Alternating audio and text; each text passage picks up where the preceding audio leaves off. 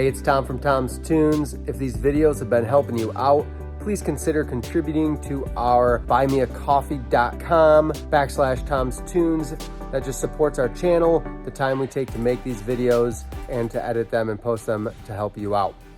We're at the point on this project, I'm gonna mount a control box to the side rail here next to the console. And then our motor is where we're gonna unhook our shift throttle cables and our ignition harness. So that's what we're gonna talk about right now. And I'll take you through the process of how to do that on an older, this is probably early 90s, maybe mid 90s, 40 horsepower Yamaha 2-stroke outboard. Here's our control box. It's a 703 Yamaha, pretty darn common control box. It's an older one, but still works great. And you can see our shift throttle cables come out of here.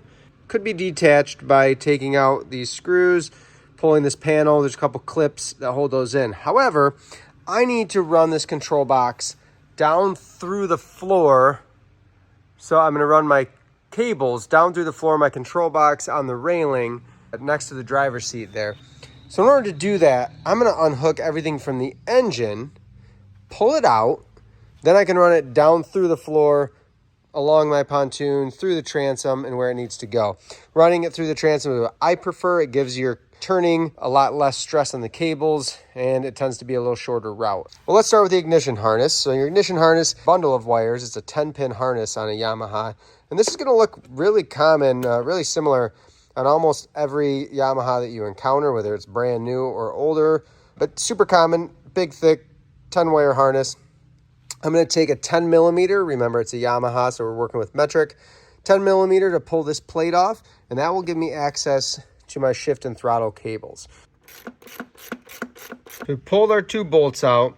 This mechanism here is actually part of how your motor will shift and advance throttle and everything. So this is a two-part plate, and you'll see in a second here when I pull this last bolt out, a little smaller head there. When I pull this bolt out, it's going to show you the mechanism in which locks your cable sheathing to allow the end or the inside of the cable to actually move. So I'm going to undo this bolt. We'll make sure we keep everything orderly, and we'll show you what that looks like when we pull that apart. On this particular engine, it was an 8 millimeter bolt that we removed for that. Put these somewhere safe, just set them in the tray here.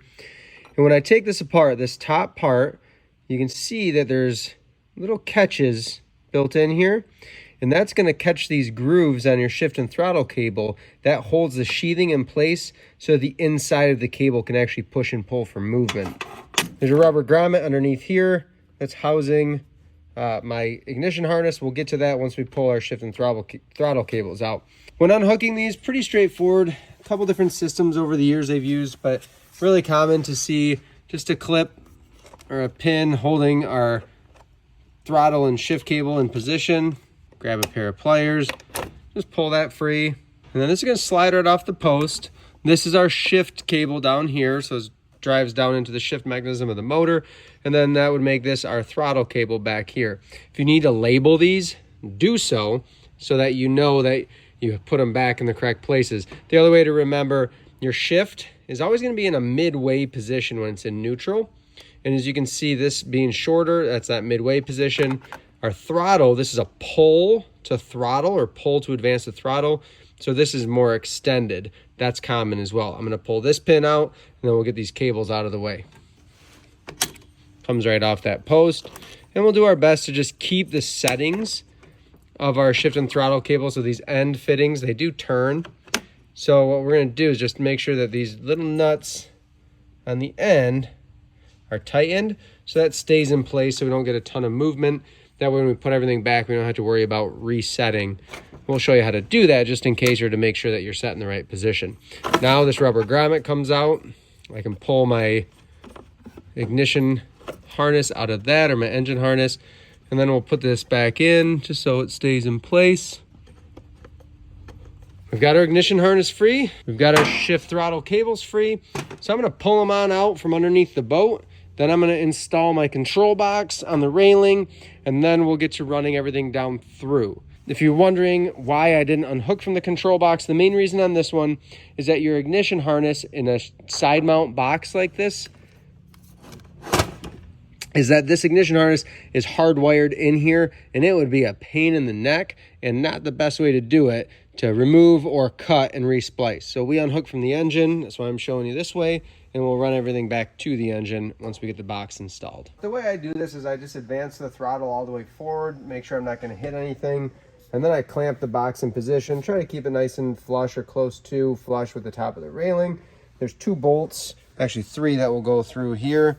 What we'll do is we'll punch a hole right through the railing, put a nice big fender washer and a stainless finish nut on top. But this leaves room for turning the key, advancing the throttle, everything you need to do with the control box, and this holds it in place while I work on it. These cables, our ignition harness and our shift throttle cables, will come back. They'll make a nice soft bend right down through the floor. Before we cut a hole, we'll always check to make sure that I'm not going into a cross member. So I'll hop on the outside of the boat, make sure there's no cross member there, punch my hole, run my wires or my ignition harness and my shift and throttle cable down through that hole. They'll route back to the motor. But first we're gonna put this control box, mount it to the railing. We're gonna secure our control box with some 1/4-20 Phillips head flathead screws or machine bolts, however you wanna call it, with that finish nut and washer on the back side. I adjusted the height just a little bit on my control box on the railing because there's some accent panels on the outside. So I just want to make sure I'm not going to go into those. We'll run our bolts through now, put our finish washers and nuts on the outside, make it look pretty. On the outside here, we have a big fender washer, a little split washer, lock washer, and then this acorn nut or finish nut, all stainless stuff. Definitely the only way to do it, but this finish washer gives me the chance to distribute that pressure. And then that lock washer, I dropped it, of course, so I got to find it first. Apparently that split washer had other plans, so we found another one. We'll tighten everything up, 7/16 socket. And I'm not going to crank anything too terribly tight. I'm just going to compress that split washer. I like how that is. Everything's nice and secure in place. I'm going to get inside, cut my hole. Again, just checking to make sure there's no cross members in the way. So cross member coming forward, cross member up here. My post that was inside the boat is right there. So I've got some space here between my posts. So I know I can put my hole right behind the post and I'll go through just wood, not running into any troubles. We're gonna run our shift throttle cables down and we'll come just behind this railing support for our hole. And then what we're gonna put in is a nice big rigging grommet or rigging boot, whatever you wanna call it. This will sit on the floor right behind. We'll get a nice soft bend down in through the hole. I looked underneath, we got a nice big gap of space where we're not gonna hit a cross member. So we'll sneak that in right behind that railing support, run our cables down through.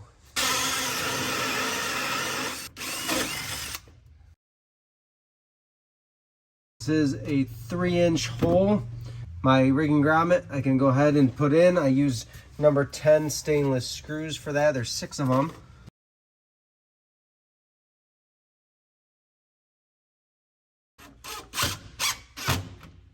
Grommet's in place. Time to run everything down through. I'm gonna run stuff through and I'm just gonna let it fall down the outside of the pontoon. That way I can reroute it underneath. This is the time to sort things out. So I untangled my main harness so that it can flow right down through. Now I can run that.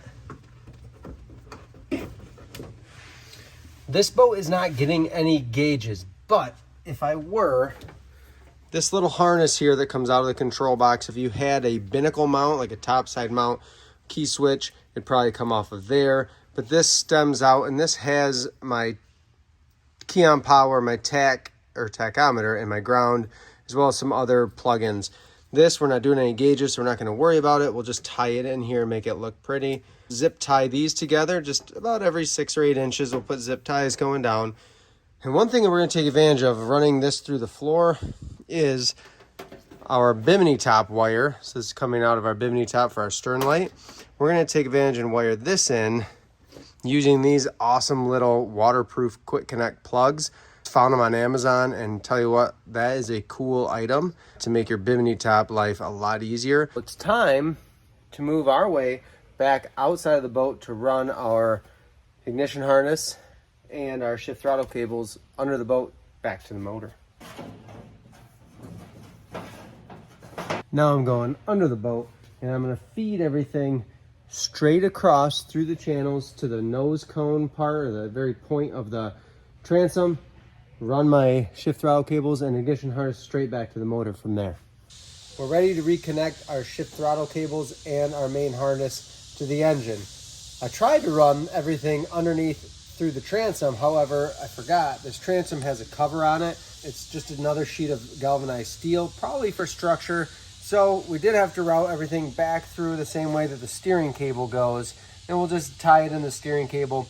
What that's going to require me to do is add a little loop to my shift throttle cables. First thing we're going to hook up is our 10-pin electrical harness.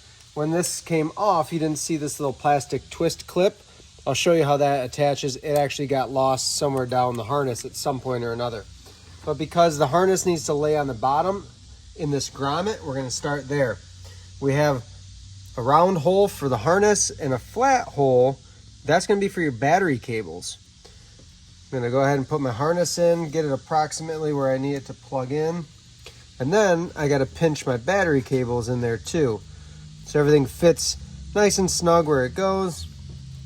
I'm going to reinsert that rubber fitting. We'll lay our harness in, and how we're going to reattach this, I'm going to line up with this arrow. It's kind of an arrow to an arrow, push together, and then this is going to slide up. You can see there's a little outshoot of plastic on each side. That's where these are going to slide up. And then I twist righty-tighty, and that locks that little outshoot of plastic in. This isn't going to come apart now. From there, I can rest this back down where it was. And we're going to route it right underneath this little metal bracket here. Pull that back into position. That just keeps everything from getting in the way of our shift throttle cables. If you remember, we had this cast aluminum housing. It's going to piece together. It'll look like this when everything's together. But if you remember, these grooves and these little catches are there for the cable. So this is my bottom piece. This will go in first. And then I'm going to take my shift throttle cables and I'm going to add a nice soft loop in front of the engine. So my cables are going to come up here. I'm going to give them a nice soft loop and let them route back in. When I look at my cables, I could go use my shift throttle box to decide which is shift, which is throttle. But like we said before, this cable is about midway. This one is fully extended. My midway cable is neutral for shift. I know that. And this being a pull for throttle controls on the motor, this extended cable, extended all the way, can only go back. That's my throttle. I'm going to take my throttle cable first since it's on this back post. That's my pull throttle right there. We'll start by feeding this in and putting that plastic fitting on the post. There's a little label on these black plastic fittings, and this says up. That just lets you know to keep that in the up position. And while we're at it, we'll go ahead and put our pin back through. Got my pin back in, and then I'm just going to gently rest this back in that housing so you can see the groove in this tube where my throttle cable is going to rest. That's going to lock my sheathing so that my throttle can move. Then I'll take my shift cable, that one is about midway, and we'll route that onto our post. Again, this is labeled up, so we'll keep that in that up position, slide it on the post, and put in that other pin. We're going to get both of our cables in those grooves. There's little catches there. That's where I want it. Now I can take my top plate, slide that back in, and the first thing I'm going to do before I tighten anything is I'm going to get that small bolt, that 8mm bolt, back in place. That's going to sandwich everything together so that my shift throttle cables can work properly. I've got that snugged down. Now I can use my bolts that are going to get this cast piece back where it needs to go. Remember that these are 10 millimeter.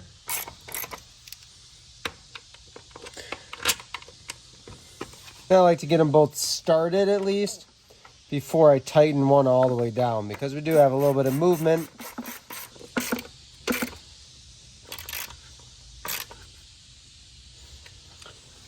And just like that, I've got my shift throttle cables reinstalled, ready to go. You can always test by shifting, making sure that our shift returns to neutral and that our throttle backs out completely or pushes out completely. This is ready to be run. What we'll do is tie up our shift throttle cables just into that nice soft bend, something like this, where the cables can route into that 8-inch or bigger radius.